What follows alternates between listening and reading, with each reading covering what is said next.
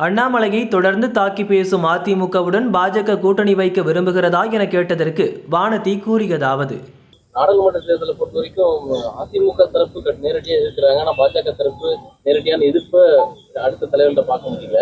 அதனால பாஜக அதிமுகவோட கூட்டணி வச்சு விரும்புகிறாங்க.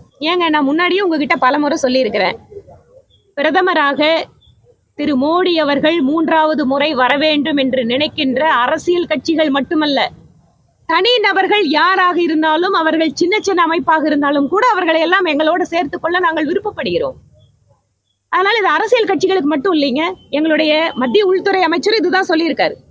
எங்களை ஏற்றுக்கொள்கின்ற பிரதமர் மோடி அவர்கள் திரும்பவும் ஜெயிக்க வேண்டும் என்று நினைக்கின்ற யாராக இருந்தாலும் நாங்கள் வரவேற்கிறோம். ஒரு அரசியல் கட்சி அப்படித்தானே செயல்பட முடியும்.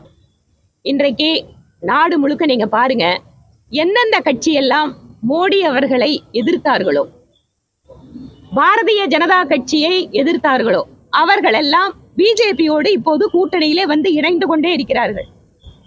யாராவது ஜம்மு காஷ்மீர்ல முன்னாடி முதல்வராக இருந்த நம்ம இஸ்லாமியர்கள் எல்லாம் சேர்ந்து கட்சி அங்கே வச்சிருக்காங்க, நேஷனல் கான்ஃபரன்ஸ் ஆகட்டும், முஃப்தி முகமது சையதோட கட்சியா இருக்கட்டும், அவங்க எல்லாம் பிஜேபியோட கூட்டணி வைப்பாங்கன்னு உங்ககிட்ட 10 வருஷத்துக்கு முன்னாடி சொன்னா நீங்க நம்பி இருப்பீங்களா? இன்றைக்கு எப்படி நிலைமை மாறி இருக்கு? வடகிழக்கு மாநிலங்கள்ல 95% மேலாக கிறிஸ்தவ மக்கள் வாழ்கின்ற மாநிலங்கள் இருக்கக்கூடிய அத்தனை அரசியல் கட்சிகளும் எங்களோட கூட்டணி வச்சிருக்காங்க. அதனால மத ரீதியான வேறுபாடு அல்லங்க, இப்போது நாட்டுக்கு, நாட்டினுடைய முன்னேற்றத்திற்கு யார் அவசியம் அப்படிங்கறதா இந்த தேர்தலுடைய கேள்வி. அதனால முன்னாடி பிஜேபி பத்தி தப்பா சிறுபான்மை எதிரானவங்க, இல்ல அந்த மதத்துக்கு எதிரானவங்க, இப்பெல்லாம் அதெல்லாம் மக்கள் பார்த்துட்டு இருக்காங்க. எங்கேயாவது ஒரு இடத்துல நாங்க சிறுபான்மை மதத்தை சார்ந்தவங்க, அதனால எங்களுக்கு கேஸ் கிடைக்கல, எங்களுக்கு வீடு கிடைக்கல, எங்களுக்கு முத்ரா லோன் கிடைக்கல, எங்களுக்கு அக்கௌண்ட் ஆரம்பிக்கல, யாராவது இந்த நாட்டுல ஒரு ஆளை சொல்ல சொல்லுங்க. நான் கிறிஸ்டியன், நான் முஸ்லீம், அதனால எனக்கு மோடி இதை கொடுக்கலன்னு யாராவது ஒரு ஆளை சொல்ல சொல்லுங்க. இப்போது மக்கள் உணர்ந்து கொண்டிருக்கிறார். நான் பார்க்குற உத்தரப்பிரதேசத்துல நான் போகின்ற பொழுது அங்க இருக்கக்கூடிய தையல் வேலை அதிகமா பண்றவங்க, எம்ப்ராய்டரி வேலை பண்றவங்க இஸ்லாமிய பெண்கள் யூபியில் அதிகம்.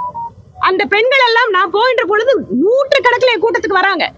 இன்னைக்கு வந்து பாருங்க, யூபியில யோகி ஆதித்யநாத் அவர்கள் கவர்மெண்ட்ல எங்களுக்கு எல்லாத்துக்கும் ஸ்மார்ட் போன் கொடுத்துருக்காங்க. ஒரு டிசைனை அனுப்பிச்சு விட்டா நாங்க வீட்டுல இருந்துட்டு இந்த டிசைனை கொடுத்து நாங்க மார்க்கெட் பண்றோங்கிறாங்க. அந்த அளவுக்கு மாற்றம் நடந்துட்டு இருக்குதுங்க. அதனால மாற்றம் ஒன்றே மாறாதது.